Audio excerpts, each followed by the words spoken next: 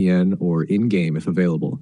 Connect to a nearby region with lower ping. Many TFGE0001 errors happen when the game can't route you to the right matchmaking server.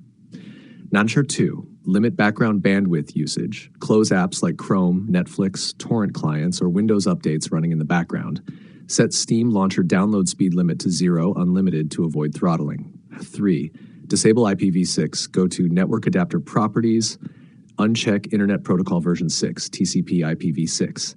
Restart PC forces IPv4, which often improves stability with Embark servers. 4. Clear game cache. Press Win R, send local app data %, delete Embark Studios the finals folder. Launch game again, cache will rebuild and fix corrupted matchmaking data. 5. Use a mobile hotspot, testing ISP issue. Connect PC console via phone hotspot. If it works, issue is with your ISP routing, contact ISP or keep using a DNS VPN workaround. SEO title, high RPM.